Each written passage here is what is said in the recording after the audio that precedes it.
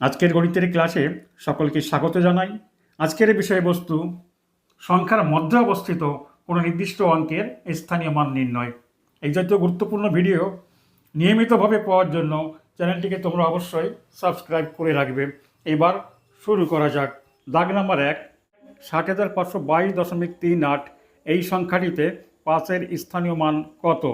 এখানে আমাদের 5-এর স্থানীয় মান নির্ণয় করতে হবে। 5-এর ডান দিকে দুটি 2 অর্থাৎ দুটি ডিজিট এবং তারপরে দশমিক, অর্থাৎ দশমিকের পূর্বে এবং 5-এর মাঝে দুটি ডিজিট বা অঙ্ক রয়েছে, সুতরাং 5-এর পরে দুটি শূন্য বসবে। অতএব নির্ণীয় সংখ্যাটি হবে 500 অর্থাৎ 500।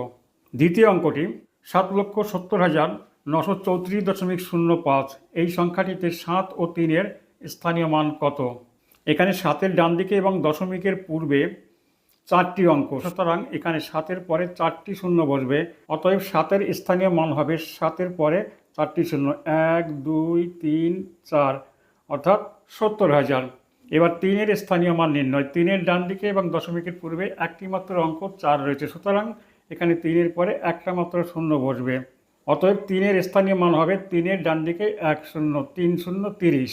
দাগ নাম্বার 3, 2,653.013 এই সংখ্যাটিতে 6-এর স্থানীয় মান কত?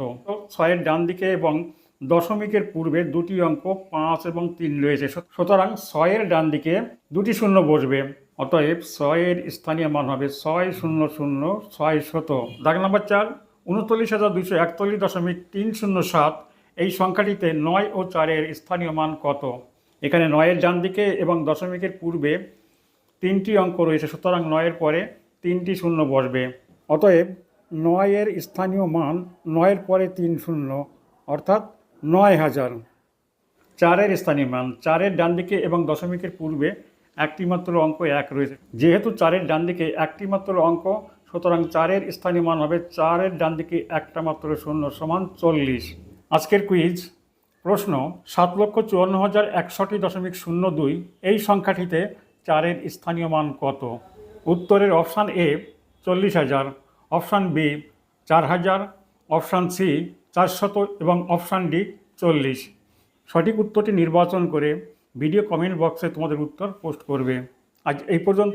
Have a nice day.